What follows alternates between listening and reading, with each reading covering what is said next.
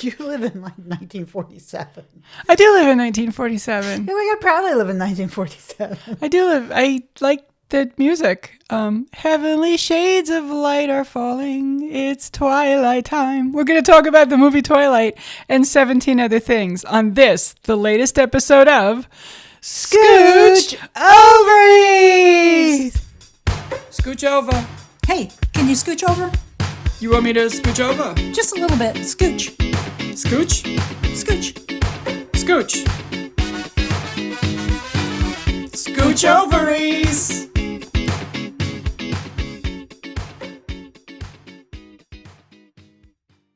Good morning, Robin. Good morning, Mayor. It is awesome to be here. I'm thrilled to have you here. We have done our usual prep of 15 hours of eating and talking and exhausting ourselves so that we could be our best for this recording. Absolutely, absolutely. You know what's interesting is Robin and I are both gals that want to be readers. And we were readers, and we've been readers, and Robin definitely more than me. I have failed. I worked at the library, so I felt like it grandfathered me in to just say I was a reader because I was near all those books all the time, even though I was upstairs doing accounting. But I'm currently reading the Astronaut series, Lady Astronaut series. It's really good. That's not the top story. The top story is the book that Robin is currently reading with her daughter Katie. And Robin, why don't you tell the folks what your current, recent, really trendy book is that you're reading right now?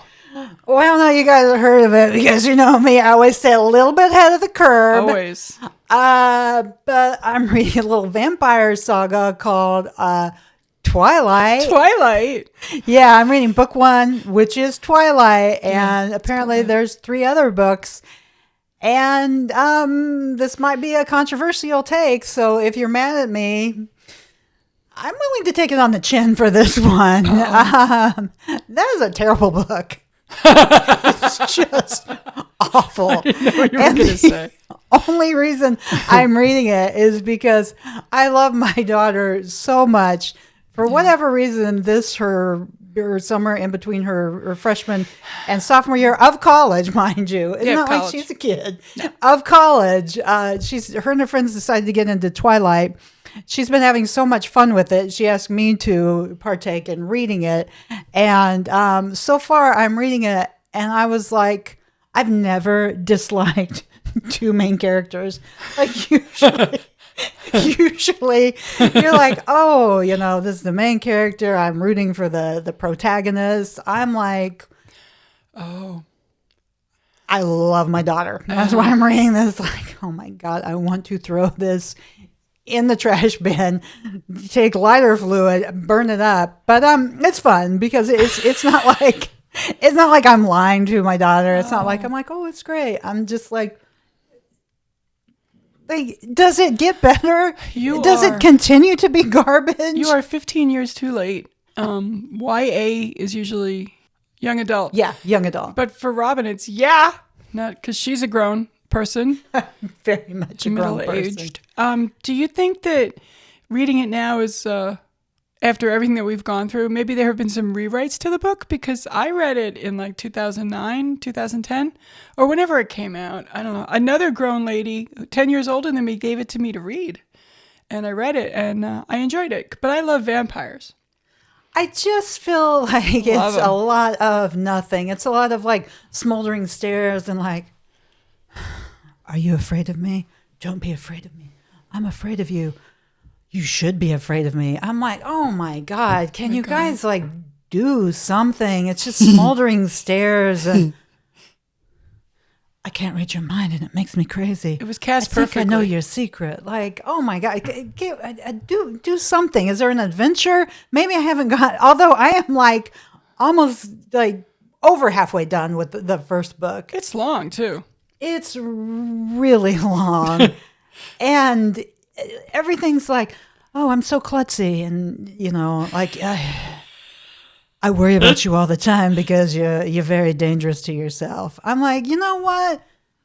This girl's been around for 17 years. She has a loving father. Like, back off, creepy old man who maybe looks hot now. I don't know. It's too much for me. I keep forgetting he's hundreds of years old. Yeah, he forgot was about that. not this latest pandemic, but the first pandemic, the Spanish flu. I think that's when he was like this hot 17-year-old. Yeah. And then I'm not enough to know, did he get bit at 17? I don't know, but it's I think it locks you in at the age you are when you're bit. yeah. I think that's the rule. And he's very gaslighty, and he's like, I just worry about you because you can't take care of yourself. You know what? Back off. She's fine. Like she's fine. So Well, and it's so rainy. It's just so rainy. Are they in Oregon or Washington State? yeah, they're in Washington State. Yeah, and it's just rainy and yucky out all the time, and everyone's they're not gothy, the kids, or emo. They're just... Well, I have yet to watch the movie. No. I've only like read the book, and my daughter said to indicate like she's from Phoenix, she went to her dad's house holding a cactus. So I guess you have to do that in movies. And I was like, oh yeah, Kate, if you ever move from Florida, you're probably just gonna like walk around with a little palm tree or oranges or something, because that's what people do when they move to a different state. I brought my little Statue of Liberty in my Empire State Building to put on the... I'm kidding. Oh, I I'm haven't from New York. But I mean, that's, I guess, storytelling. You've got to like tell a backstory really quickly. But I thought that was funny. Like, here I am, Dad, in Seattle, holding my cactus from Phoenix. So So you're loving the book. I'm loving the time that I'm spending with my daughter. I'm loving the conversations we're having. What are the conversations book like? Itself, exactly like this. The book itself, I'm not loving, but again, maybe I've lived a little bit of life, and I don't like the characters of the story. When it came out, it was fresh. It was something people hadn't seen before. I think the author's name is Stephanie Meyer or Stephanie Myers. It was, a fresh take on vampires. And I'm like, is it though? Because I loved Stephen King's Salem's Lot, and that's all about regular people having an issue with, oh shit, there's vampires. Yeah. And Salem's Lot was like, all my vampires, because it was like a soap opera with vampires added. So I love that about it. And it's a good story. And Stephen King is a great, great writer, always has been. He could have a fall here and there, literally on the side of the road and get hit by a truck. Or I mean, like right now, he said something recently that was a little racist. But yeah, he needs to keep his mouth shut. But his books are money. Oh yeah, I mean, he's the best of the horror writers. Yeah. 100%. Yeah. And I think, if it weren't for him, I wouldn't have had to pronounce macabre. Which I think I just said wrong. Is it macabre? Macabre? I know what you're talking Macabre? about. I did a Robin. I added a syllable. Oh, my left ear just cleared. That's a nice feeling. You guys didn't even know it was a little clogged. You know. I was going to say, what's your opinion? So you've watched the movies and read the book? Yeah, I've watched, I've read at least 2 of the books, maybe 3. I don't know, but I've seen 2 of the movies, and then I was like, I'm going to tap out because I think I know where it's going. I never watched the one where they're, spoiler alert, married and have a kid. What? Okay. Oh, Robin. Right now, they're just high schoolers. I'm sorry. I don't even know if that's true or not. I think I just made that up. You're like, no, that's on me. Pick at a retirement community. Maybe that's what they were doing. That's on me because it's a very, and I even have jokes in my, Just spoiled it for Robin. I even have jokes in. It's on you. It's 2025. It's on me. It's 2025. You have jokes? Yeah, that kind of hit on Twilight, but because I sort of knew I had a joke about... Oh, it's your oldie bit. Yeah, about them being all mopey. Yeah. And again, without watching it, all the posters and stuff, they just seem mopey. Yeah, mopey's definitely the word the teenage girls are using. Like, ooh, he's so mopey. They're not. That's such a Robin word. But like, no, even in the book, like, just it doesn't seem like anyone's happy. And if they're happy, it's like alluding.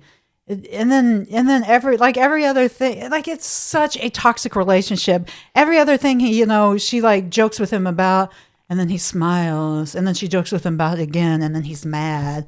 I'm like, girl, go hang out with your real 17-year-old friends. Like, don't walk on eggshells around this dude. And Yeah, but first he's mad, now he's not. Like, you don't know.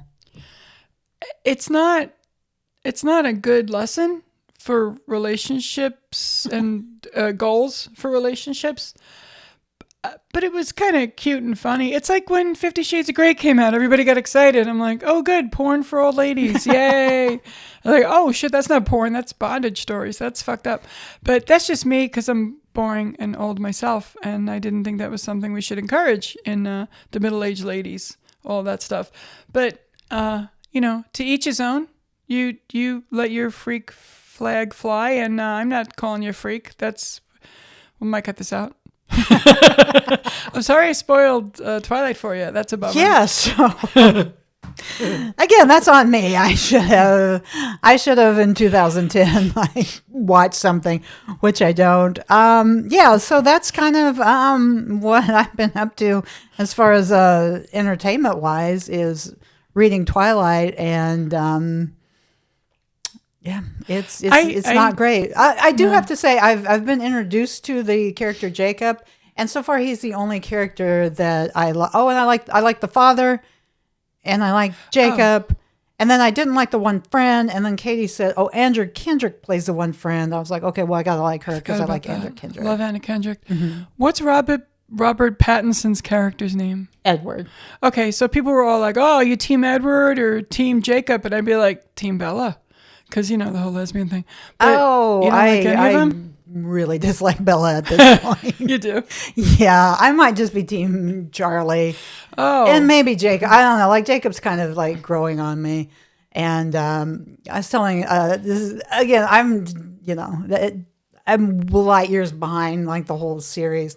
But there was one part where she first meets Jacob, and she realizes Jacob like kind of has some tea on like Edward and his whole family. So she's like, I try to be flirtatious. And I was like, would you like to go for a walk? And he said, yeah. And I told my daughter, I go, it makes me so mad because it gives me like hey guys, I stole from McDonald's. You what? Yeah, I took some napkins, some ketchup, and the straws.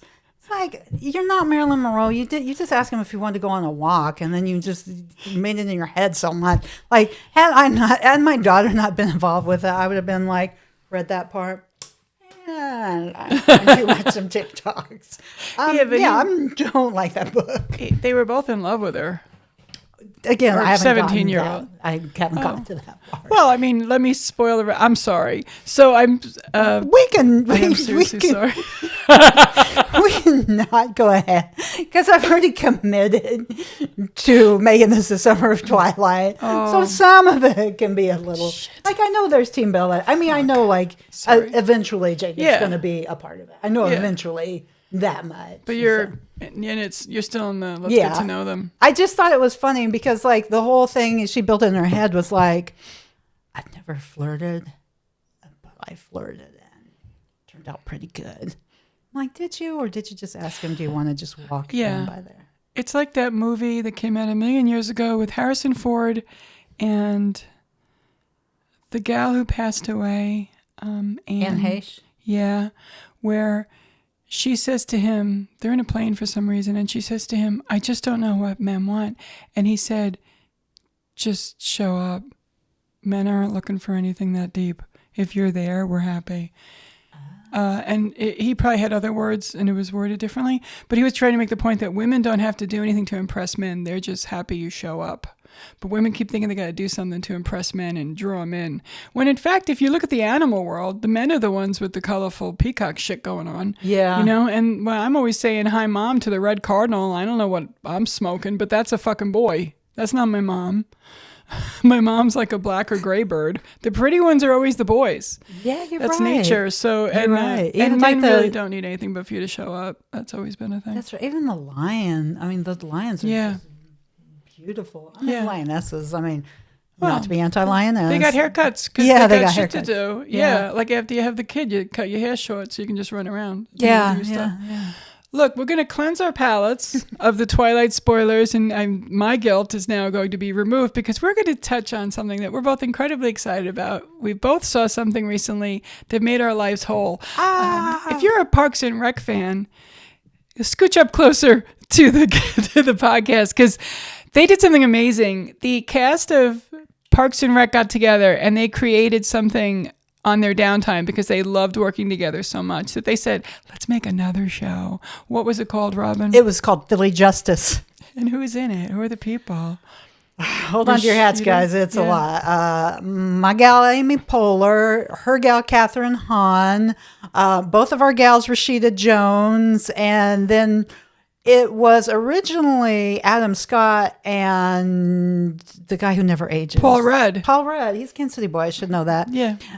So that was the original people in a picture that they, as I think comedians do, they took like one small, tiny little joke and it just grew and grew and grew. Yeah, and grew. into a group text and emailing each other. And then Rashida Jones looked at the picture they took because they were all dressed up. They stood in front of the courthouse and did sassy poses. And she said, well, that's a procedural. That's Philly Justice. So they took Philly Justice and they actually made kind of a pilot episode, but it really only got to be a trailer. Yeah. But since Paul Rudd wasn't there, they got a recast. Yeah, was it Dylan Mulroney or Dylan McDermott? Dylan McDermott and Dermot Mulroney are the same to me, but they're not. And it was Dermot Mulroney. Okay.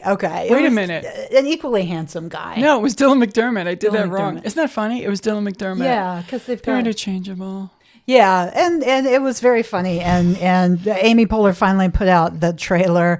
And because we're both avid listeners to Amy Poehler. Good hang podcast. And then, but she put out the trailer on YouTube, and now it's kind of gone viral because I saw the actual trailer either on TikTok or Reels or something, and it is beautiful. I watched it so many times I can't stand it. I love it. I want it to be on a reel constantly playing somewhere. I just want to watch it over and over again.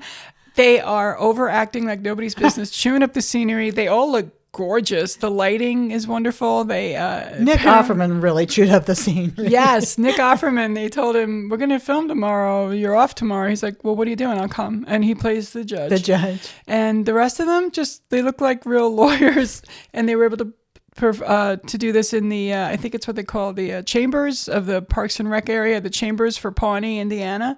It looks like a courthouse sometimes. So they filmed it there and they hired a Steadicam operator and all the crew came in and they paid for that. Mike Schur, the creator, director, producer, sometimes writer of Parks and Rec and every other show you love. Yeah. Good Place, Brooklyn Nine-Nine. Superstore. Oh, was he on Superstore? Yeah, that's a good one. Oh, I could be wrong, but it's Mike Schur-esque. Also Hacks. Oh, I didn't know that. I think if you watch closely, you'll notice a lot of the people in Parks and Rec were also on Veep.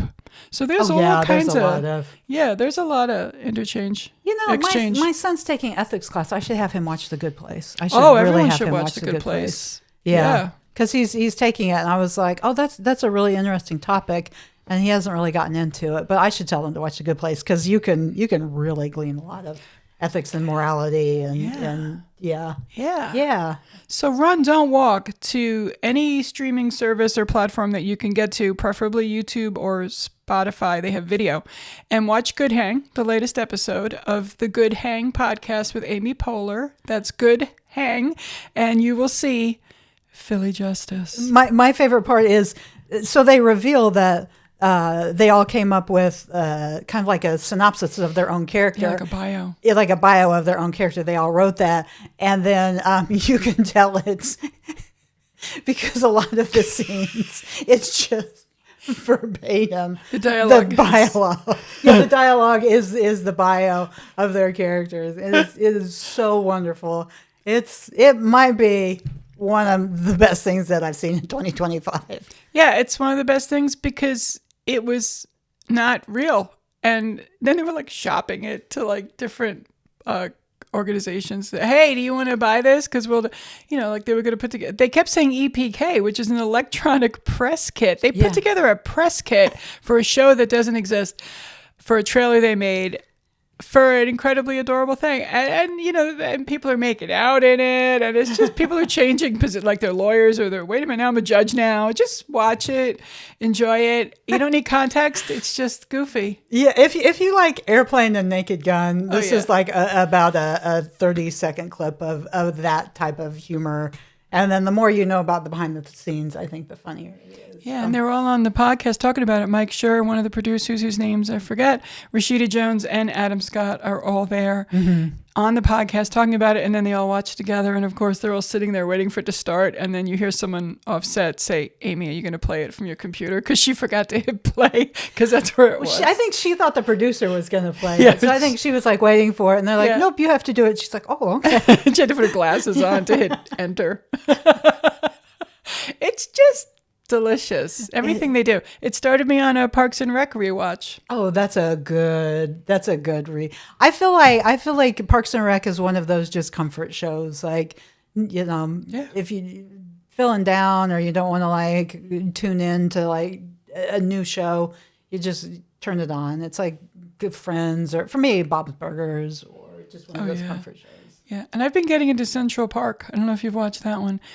It is a lot of people. It's a animated show made, I think, by the same people who did Bob's Burgers, because some of the voices overlap. And it's also got some folks from Hamilton in it. It's got Leslie Odom Jr. and, Catherine Hahn. Is that why I got into it? I don't know, maybe. And a couple other, Josh Gad. Oh, I love Josh Gad. Is a busker. He's like playing is guitar. Nick Offerman in that? And he's like the father, and he's got a mustache? No, that's a different one. Okay. This is Leslie Odom Jr. and I love him. Catherine Hahn are a couple, and they have kids, and he is the groundskeeper, park manager for Central Park itself. And there's like an evil lady that wants to buy Central Park and make it a real estate development. Is that on the stream? Because now I want to watch it. It's musical.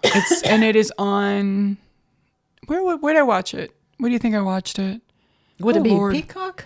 I don't think it's on Peacock, even though it feels like a Peacock thing. Yeah. It was either Max or might be Apple. Okay. I'll find it and tell you. Okay, yeah, because I don't have Peacock, but I have most of the other streamers. So Peacock's only $24 a year now. There was a window. There was a window where you could get it. I just felt like I got it for. There was a couple reasons I got it. I think it was for 30 Rock, 30 Rock, Poker Face. I really like the Amber Ruffin show, and for a while it was only on there, and then it just got to be WWE. But it seemed like, at least when I had it, it was all WWE. And I was like, no one in my family is watching this. No. So I just got rid of it. There was something else that was really good, and it was on there. Poker Face with Natasha Lyonne. It's back, season 2. I saw that it was back, but that's not the one that no, it wasn't Girls 5 Eva, was it? Girls 5 Eva was on Peacock, but now it's on Netflix. You could still see season 1 and 2 on Peacock. But the reason I initially had it was for Girls 5 Eva. Yeah. And then I saw that the Amber Ruffin show was on there, and I was like, that is delicious. It is. But I don't think I don't think she has that show anymore. I think she does something with CNN or something. Peacock's a great channel, though. I got rid of it because I didn't know that my Spectrum cable included it. Because who pays attention? Oh. So then when the $24.99 thing came along, I'm like, oh, I'm going to do that. And then I went on my Spectrum account and it said, you know you have this, right? I'm like, what? And then they took my money anyway because yay! Okay. So that's fine. So I think I have 2 Peacock accounts, but they're both under my name. So it doesn't matter. You need to get Peacock. And hey, you know what we're going to do now is just remind you again, don't read Twilight, but watch Parks and Rec and watch Philly Justice. You can read Twilight. You can if you want. I mean, you might like it. I mean, I might be the odd man out, which I've been before. Or maybe I'm almost 55 years old and reading a book that was made for a 13-year-old.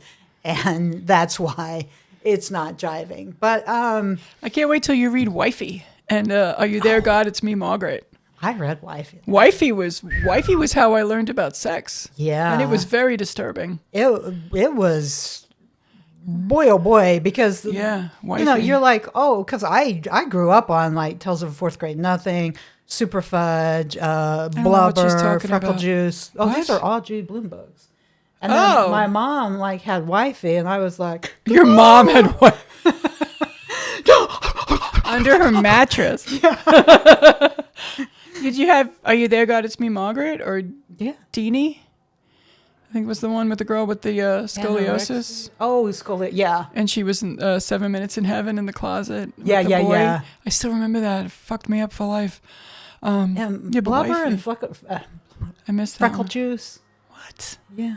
I don't know those. Oh, okay. I thought they were maybe I'm getting my little kid authors mixed up, but I thought they were all Judy Blume. You had to have known Tales of a Fourth Grade Nothing. No.